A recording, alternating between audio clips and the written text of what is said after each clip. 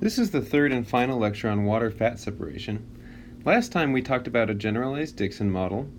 We covered the least squares formulation, and then we used variable projection to get rid of the water and fat variables and converted the problem into one of only having to find what the field map phase shift is. Then we talked about components of modern approaches to water-fat separation, such as enforcing smoothness via roughness penalties. And then we introduced our example approach. Today we're going to continue talking about our example modern approach, and we're going to talk about specifically solving our problem using gradient descent. So first, recall our cost function and optimization problem that we had. What we're trying to do is find the field map, and we're trying to find it by minimizing an objective function, a cost function, where we have projected out the water and fat images. And here we have the I tilde, that's the phase-corrected images for each echo. And so this whole term on the left here is the data fidelity term. Let me switch colors. And then the term on the right here is the regularization or the roughness penalty.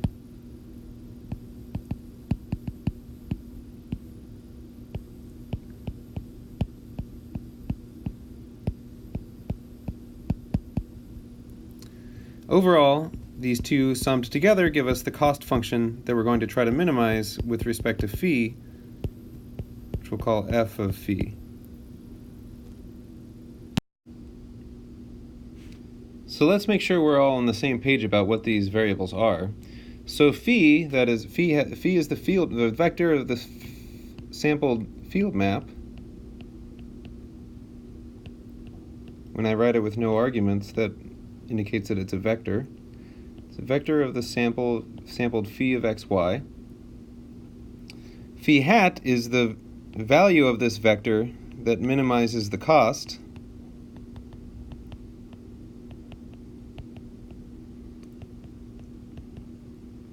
I here is a 3x3 identity matrix.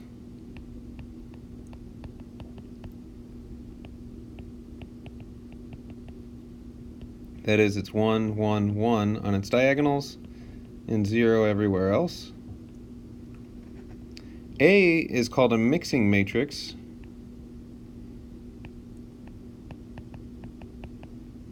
I.e., its rows are 1 and then e to the I theta sub fat times TE. Or of TE, sorry, the phase shift of fat at each echo time. So A is called a mixing matrix because it relates the individual water and fat images that go into the mixed signal for each echo time. I tilde of phi is the field map phase corrected image at pixel ij. Sorry, it's the set of field map phase corrected images.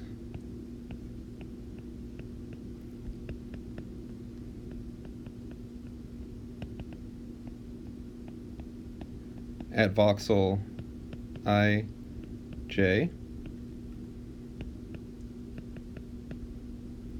Lambda is a regularization parameter that we tune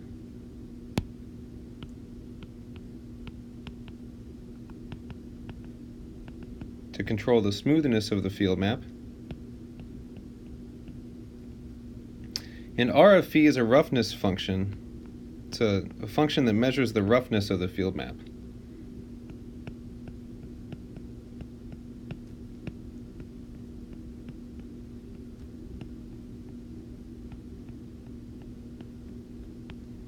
Of phi, so phi being the field map, and in this specific case we're going to think about using second order finite differences. It's going to measure roughness as the norm of all second order finite differences.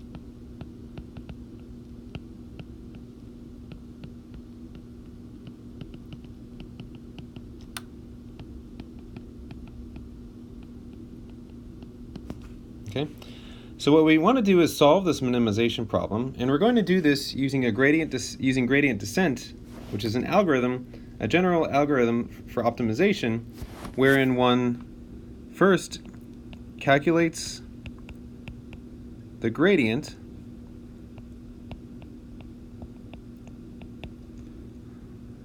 or in other words, a vector of derivatives for every variable that you're trying to minimize the cost function with respect to. Vector of derivatives. You calculate the gradient, which is a vector of derivatives of the cost function with respect to the variables. With respect to the variables, which in our problem are phi of x, I, y, j. We're going to calculate the derivative of the cost function with respect to the value of phi at every spatial location, and we're going to stack that into a column vector, and that vector mathematically is denoted as upside down triangle f of phi. This is the gradient of f with respect to phi. Then what we will do is use that gradient to update phi using this update equation. Phi equals phi minus a step size t times gradient of f of phi. And we will find t using a line search.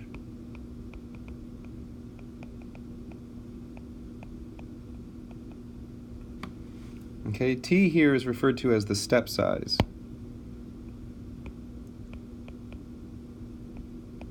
It's the size of the step that we take along this search direction gradient of f. And then we just repeat these two steps. We repeat 1 and 2 until the step sizes that we're taking are too small to really be significant, which is equivalent to saying that there's no further significant change in the solution phi. Okay, so here's a one-dimensional example of gradient descent just to try to illustrate these concepts. So what I've plotted here is a function f of x, which is a function of the variable that we're trying to minimize it with respect to x. And because it's a 1D plot, we can just by inspection see that the global minimum is right there. So hopefully if we were to apply gradient descent to this objective function, to this problem, it would lead us to here, right? But what we're going to see is that it really depends on where you start. Okay, so let's say that we start at the point x1. First question is, which direction does the negative gradient minus df of x dx point us along x if we evaluate it at x1? Now, df of x dx at this point is negative, right? Because f is increasing with more negative x here. And so this guy is negative, and then when we multiply it by -1, we get a positive, right? So that means that the search direction is pointing us in the positive direction, which is a good thing, right? It's pointing us downhill. So that is, it's pointing us this way, towards more positive x. What about x2? Well, at x2, the derivative is positive, right? And so if we multiply it by -1, then it's going to take us downhill in x. That's also good. Right? So at x2, we also have a downhill search direction towards more negative x.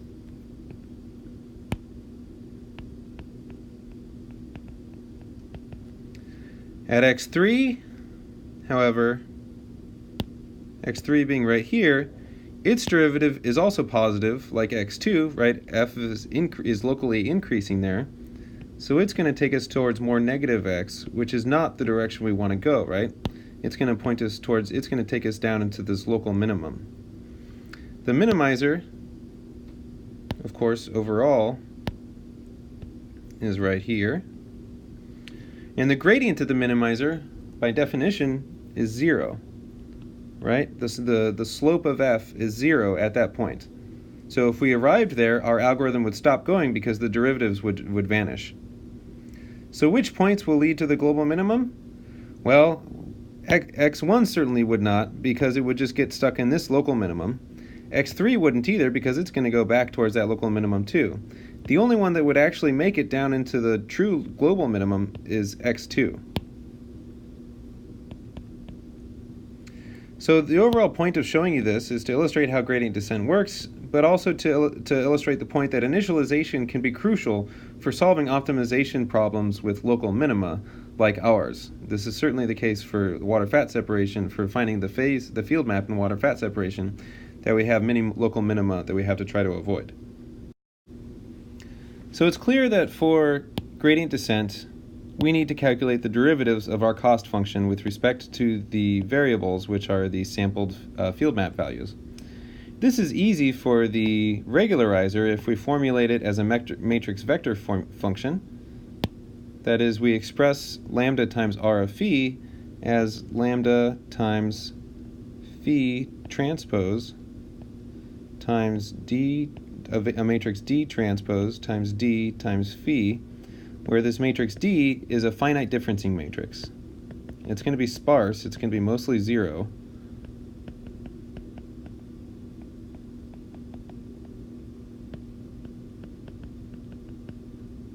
So it's mostly zeros, but you're going to have ones and twos on the central diagonals.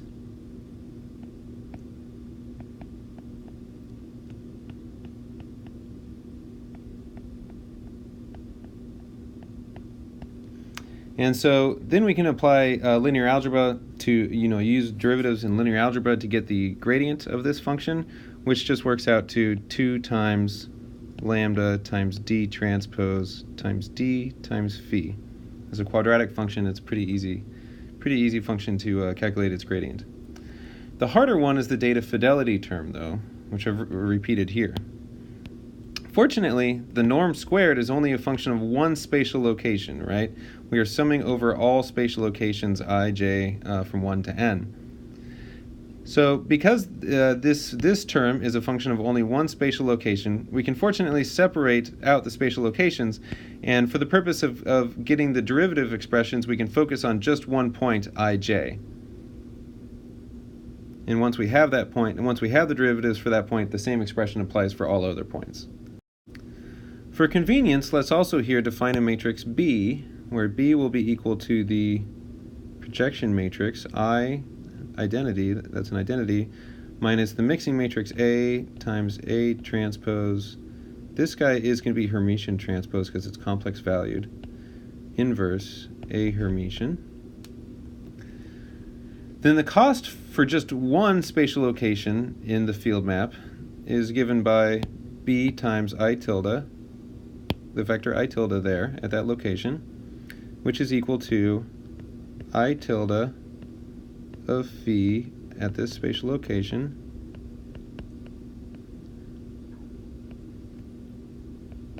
Hermitian B times I tilde of phi of x I y j. If we expand this out for the 3-point case, then we get the following representation, where we have the transposed vector I tilde here, and then this is the untransposed vector here. So this guy is I tilde x I y j Hermitian, and this guy is I tilde of x I y j. We can multiply out this matrix vector equation and get the following. It starts to get messy at this point when you start multiplying things out. So you have a summation over the row and column dimensions of B, and then times the i's here. And so then this is going to be equal to a sum of a bunch of terms, right? You're going to have the inner product of the same entries here, so it'll be I naught conjugate I naught times the first entry, I1 times I1 conjugate I1 times the second entry, I2 conjugate I2 times the third entry, and then a bunch of components that the off-diagonal components where we have mixing between the two images, right? So here's the 0th entry of I conjugate times I1, the first entry of I. Here's the 0th entry of I conjugate times I2, the second entry of I just regular I. And these guys cancel out because you have one. These guys, these off-diagonal terms originally give you two terms, but they're the complex conjugates of each other. So that means that the imaginary parts cancel out and the real parts double. This is something you can validate for yourself if you multiply out, if you write down the entire B matrix and then sum all these guys together and then evaluate this yourself. What's kind of cool though is that most of these terms are going to vanish because they don't actually depend on the field map. That's a hint for the next page. So again, where do the 2 times the real parts of these terms come from? They arise because we have both I0 conjugate times I1, right? That's the 0th entry of the conjugate I vector times the first entry of the not conjugate vector times B transpose B, the first row second column entry. And we also have I1 conjugate I0 times the second row first column entry. But these two are complex conjugates of each other, and these two are complex conjugates of each other. So we have a complex number plus its own complex conjugate. And when we have a complex number plus its own complex conjugate, you can see that the imaginary parts cancel, and you're left with 2 times the real part, which is equal to 2 times real of the original number. So, but returning to this summation that we have on the previous slide, we have 3 terms that we can ignore. Okay, if we go back to this and look at the first terms that I wrote down, that's these guys, and we can ignore these. And the reason is that they are not functions of phi. Not functions of the field map phi. This is because, e.g., for example, if we're just considering the 0th term here, the first term here, this guy, this is because I0 complex conjugate tilde is equal to I0 times e to the minus, I'm sorry, I should use the first term.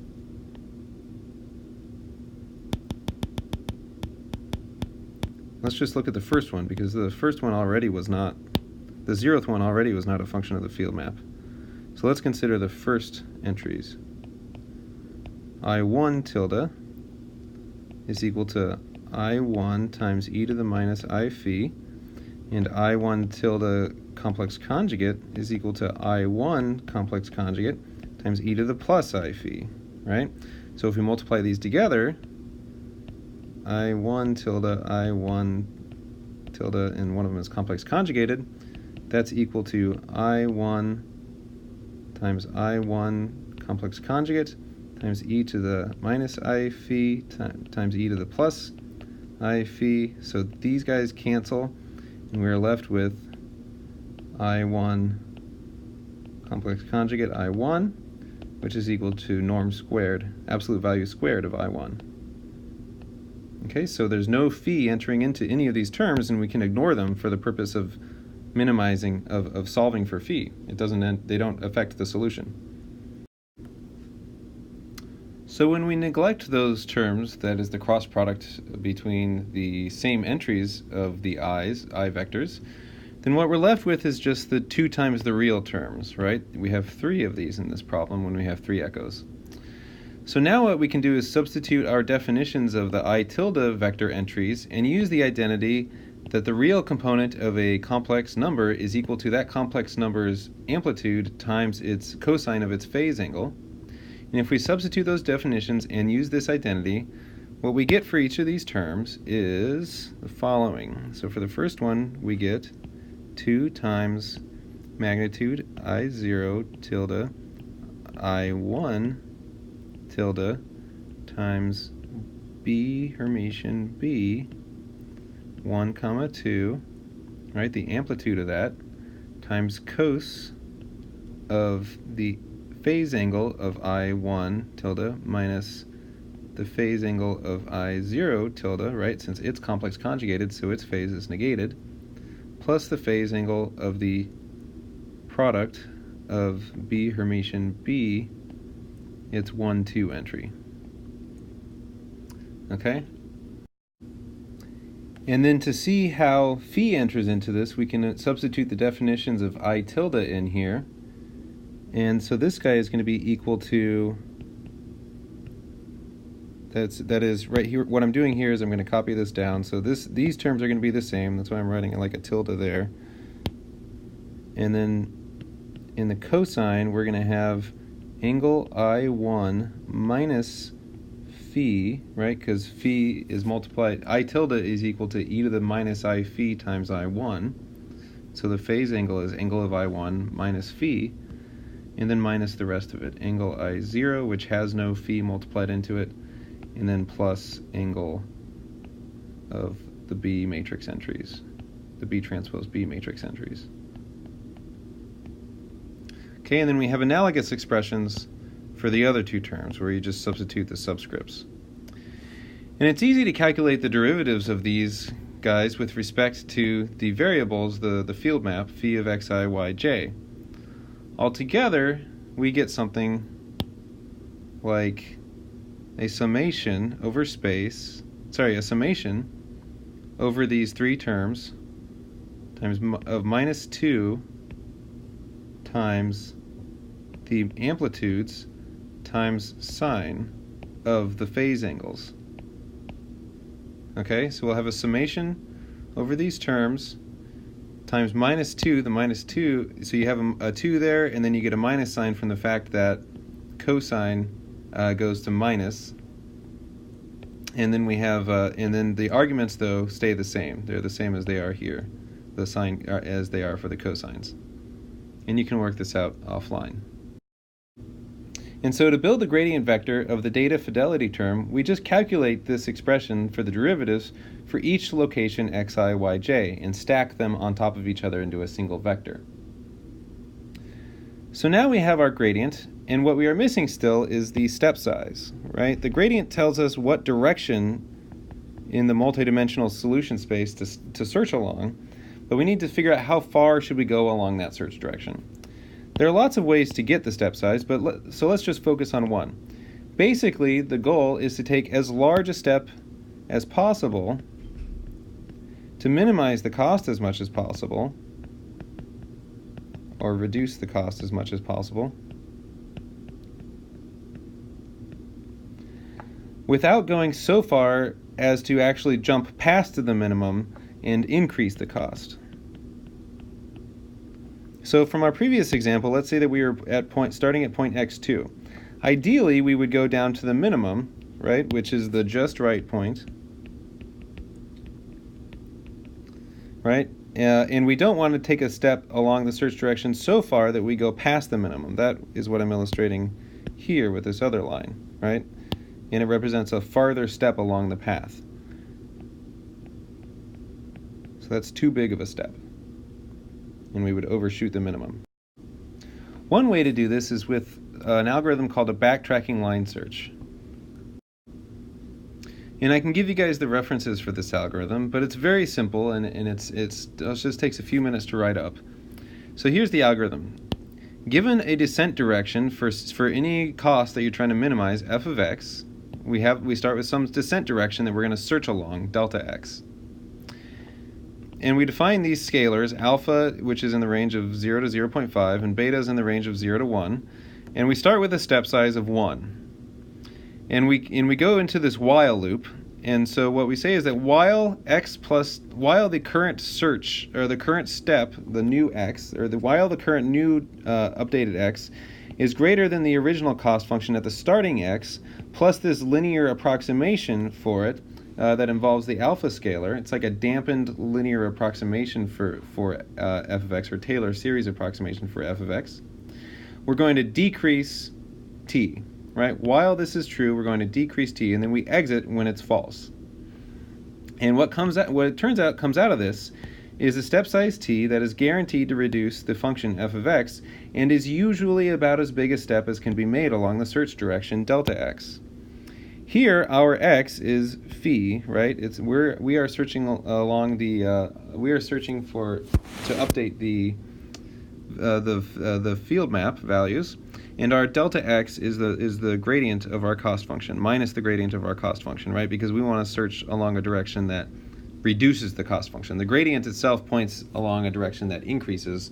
We negate it so that we go in a direction that decreases. This backtracking line search algorithm starts with a large step size and decreases it until this stopping condition is reached. For further info, you can see Stephen Boyd's book, Convex Optimization. There's a free PDF of it on his website. On page 464, you can see this algorithm, and to see exactly why it is that we need to scale alpha and beta this way, etc. So here, what we have done is, what we do in our problem is we set the search direction to be minus the gradient of f, which we have calculated as above in the previous slides, and f of phi is our cost function with respect to phi, our original cost function. So now we've got all the ingredients that we need to come up to perform a least squares water-fat separation. So what we do is we start with 0 field map for all spatial locations, and we start with a very large value of lambda, the roughness penalty regularization. That means that in our initial steps, we're going to be smoothing the field map a lot. Then we apply gradient descent to minimize the cost using backtracking line search to get the step size at each step. We keep doing this over and over again, that is, running gradient descent, then recalculating the gradients, running gradient descent, recalculating the gradients, and we stop when the cost, f of phi, stops changing very much, or phi stops changing very much. Then we decrease lambda, we reduce the size of the roughness penalty to allow the field map to get a little bit sharper, to have some sharper features in it, which it should naturally have near certain anatomy and air and such. And we repeat step 2 using the last phi that we just got from running it before. And we keep doing these steps 2 and 3 over and over again until lambda becomes very small, that it's not really changing the field map anymore. And now we have a solution for phi. Then given that solution for phi, we can calculate MW and MF.